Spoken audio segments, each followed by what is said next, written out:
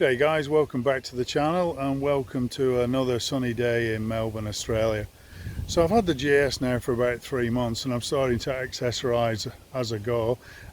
This video I'm going to take you through some of the accessories that I've already bolted on.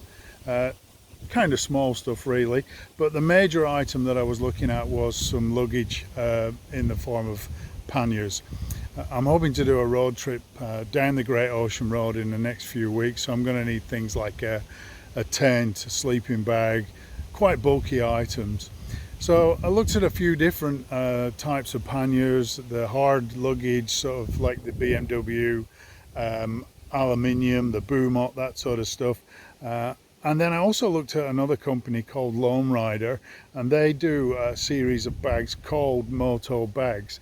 The cool thing is that they are sort of semi-rigid, and when you're not using them you can compress them right down so you don't have that big wide bag set up on the back. So maybe at the moment you're looking for a set of panniers and you're wondering which way to go. I did a lot of research on this, so you might want to stick around whilst I give you a little bit of a show and tell. And please do hit that like button, hit that subscribe button. We really appreciate your support. Thank you. So we'll go ahead and open up the case. You can see it's got quite a sturdy lock that just clicks into there and you put your padlock through there, and then we'll roll that out. Now I've seen quite a few videos with people fastening these things, these buckles across the top, and that's not really the right way to do it. I guess they're your bags. If you want to do it like that, then you can fasten them over the top afterwards. But for me, that's just another area where you can actually snag, and it's also exposed like that, and a little bit of an invitation to some passerby to cut them with a knife. So let's have a look inside the bags, and you can see straight off the bat just how big they are. Now, an added bonus with these bags, each of the bags has their own fitted liner bag that gives you another sort of layer of waterproofing. So the cool thing is that you can put all your gear in there, get to site or get to a campsite, get to a hotel, take out the bags, leave your panniers on there, and you can take those straight in with you. Also gives you a little bit more protection from the rain, and especially for Australia, where I'm actually competing with a couple of cockatoos, it gives you a little bit of protection from the dust. So I haven't actually been on a camping trip at the moment so far, but what I've done is stuck in some camping equipment in there just to give you an idea of just how big these bags are. So the first thing I'm going to pull out is the FE Active camp cot. On top of the camp cot, once it's set up, will sit a Sea to Summit camping self-inflating camp mattress, and the other item that I've got in there is a Helinox Copy Mountain Designs lightweight chair.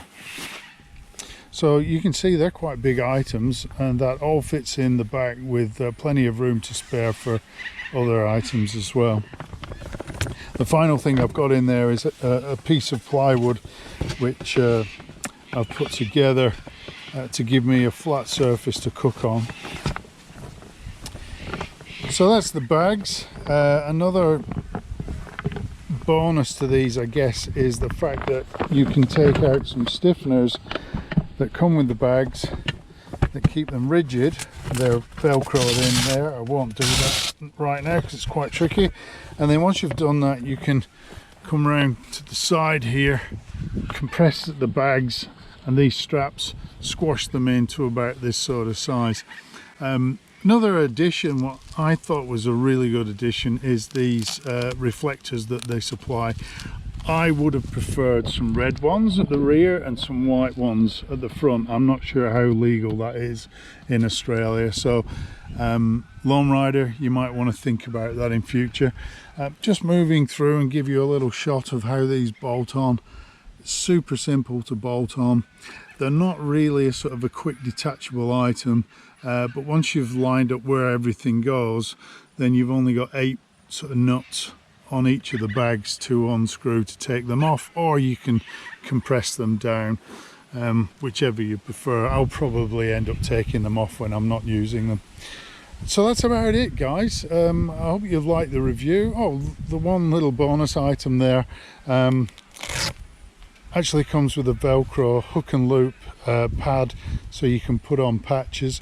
You can actually buy country patches from Lone Rider, but there were something like $17 each, whereas I bought this on eBay and just added a little bit of Velcro to the back, and that cost me about $5. So I think the patches were a little bit expensive. But all in all, I really do like the bags. I think they'll be a fantastic addition to the bike. It should give me lots of space. I'll still be able to use the rear seat because I'll probably be traveling alone, and that'll allow me to put a tent across the back, tail pack on if I need it, and I'll certainly be able to get all my clothes and maybe a jet boil and a few smaller cooking items in here. The only other thing I'm looking for at this point for the trip, I'm going to source myself one of the Give You Lock tank lock tank bags.